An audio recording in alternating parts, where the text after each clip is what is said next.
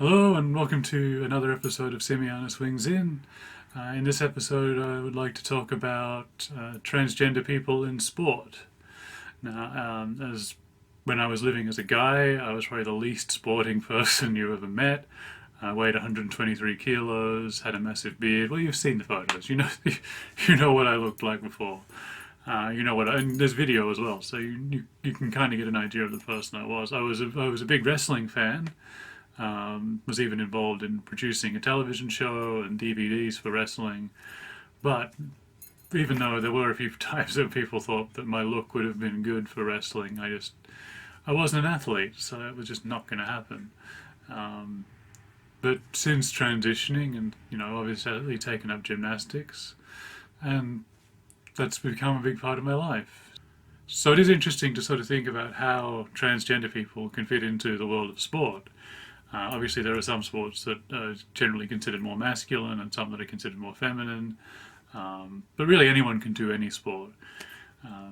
But the thing that from my personal experience with gymnastics, everything's been great. I do get misgendered from time to time, which, you know, they're people that I know, and it's kind of awkward when it happens, but I'm not going to go around correcting people because I just wouldn't feel comfortable doing that. It's if they want to see me as being, I mean, they know that I'm trans. It's no secret. I can't hide it. So, and I wouldn't want to hide it. I mean, I'm quite proud of being trans. It means something. It means a lot to me to be able to be public about it. And they've even brought in.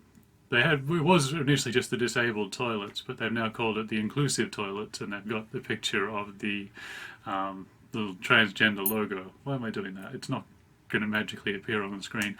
I have got a photo of it, so I might, if I remember, edit it in here.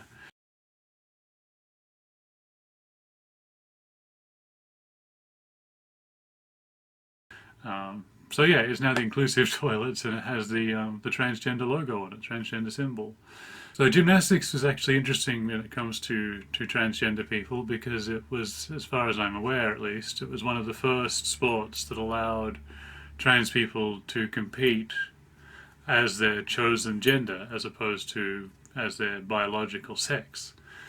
It is actually in the International Gymnastics Rulebook that they have to allow transgender people to compete as their chosen gender and not as their biological sex, which is great. And that's probably one of the reasons why. But maybe it's just I think it's where I at the particular gymnastics club that I go to. I think they are just very accepting people anyway. And there have still been stories. I was reading online that a trans girl was told that she wasn't allowed to be part of a certain gymnastics club in America because of being transgender. They didn't want her using the women's toilets and all of this kind of thing. And this was like a 7-year-old kid from what I remember. It was like, I don't know if she was 7, but she was young. And it's just like this girl who really wants to do gymnastics. And because the people who ran the gym were religious, they wouldn't allow it. And again, this is going against what it says in the international gymnastics rules. So it's still going to be an issue. And at least as far as the Olympics goes, they've actually recently, I think it was last year or the year before, they made the change to the rules where that trans people can compete, which again is a great move forward. But there are then other sports like ultimate fighting, mixed martial arts. There's a trans fighter called Fallon Fox, who's a great women's MMA fighter. But there are certain people who refuse to fight her because they believe she has an advantage, being that she was born male, which is nonsense. She may have a wider body frame or whatever, but her muscles, strength, it's the same as a biological female. She had no advantage, and when she did compete, she did have a fairly good record as far as winning, but that was because she was a good fighter. It wasn't because she had some kind of biological advantage. And she was defeated by cisgender women, so it's not like it was impossible for them to win. But then you got people like Ronda Rousey and Joe Rogan who would come out and say this person doesn't belong in mixed martial arts, or specifically not in women's mixed martial arts, which is, it's insane. if she's good enough to fight to get to the level of UFC, which she was. I don't think she ever fought in UFC, but she was good enough. But because of people like that, she was held back, and now she's retired, so it'll never happen, which is just, it doesn't make any sense. And from, again, talking about wrestling earlier, there's never been a trans person in the WWE or TNA. There was a cross-dresser. There has been characters like Goldust, and it goes right back to Gorgeous George and things like that, where they've had characters of varying sexual and gender identities. But for the most part, they were played by straight men, or there have been gay fighters. I mean, the first gay wrestlers. I mean, the first Intercontinental Champion, Pat Patterson, is out and proud of being gay. There's currently a guy called Darren Young who's also gay. There was Orlando Jordan who's bisexual. But they've never had a trans person. And I think that's a shame, because it would be, especially when you look at something like the WWE, which loves controversy, it would certainly be a big story if they were to sign a trans wrestler. And it's not like there's not trans wrestlers out there. I know of at least a few. There's one from Finland, and I can't think of her name right now, but I've seen some footage, and she's a great wrestler. Obviously, there's Mackenzie, who's also on YouTube, and a friend of mine. So, hi, Mackenzie, if you're watching this. She's probably not. But, there are wrestlers out there, and Mackenzie, again, would be perfect for WWE. She's taking time off wrestling at the moment because she's saving up for a facial feminization surgery, but once she's done that, she'll be back in the ring, and yeah, she's probably got more talent than most of their current roster anyway, so I don't see why they couldn't sign someone like that. Or Drew Ashlin was training for a while, so that's someone else they could look at. I'm pretty sure there's one in America even. There's probably more that I don't know about. Or even if it was to go the other way, a trans man. There's actually a trans man who's having a bit of trouble in America at the moment because they want him to compete against women.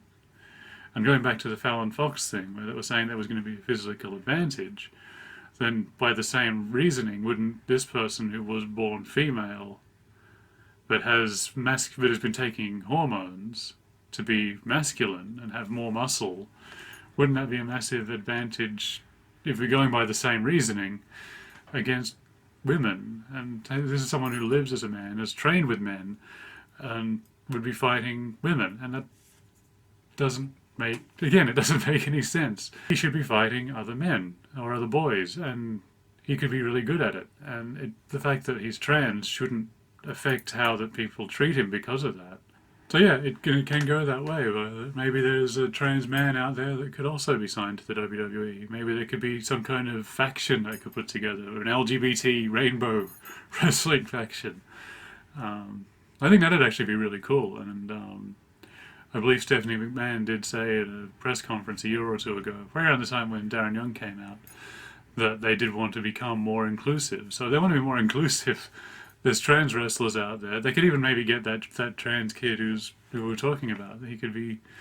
If there's been a long line of wrestlers that have come from an amateur or Olympic style wrestling background that have become successful in professional wrestling. So I think that could be great if it happens. But I have no power over such things. But I don't know. Maybe if they see this video, that's not going to happen. But if they did, it could maybe make a difference. So yeah, I think as far as trans people in sport go, it's the same as in any other situation. They just need to be treated as any other person of that gender. And the fact that they're trans is really only one small thing about them. I mean, I think that's one thing that you do learn when you get involved in the trans community. There could be, from looking at it from the outside, you could probably think, oh, all trans people are like this, or all trans people are like that. But trans people, we're just as varied and different to each other as cisgender people are to each other. So yeah, when it comes to trans athletes competing, I think that they should be able to just compete as their chosen gender. I mean, if they're on hormones, and especially if they've had surgeries, then there is no advantage or disadvantage because they're physically, essentially, to all intents and purposes, the same. I mean, a trans woman might have a height advantage. But that's not always going to be the case. There are very tall cisgender women and there are very short cisgender men. So yeah, anyway, that's what I think about that, and I'll be back with another video at some point in the future.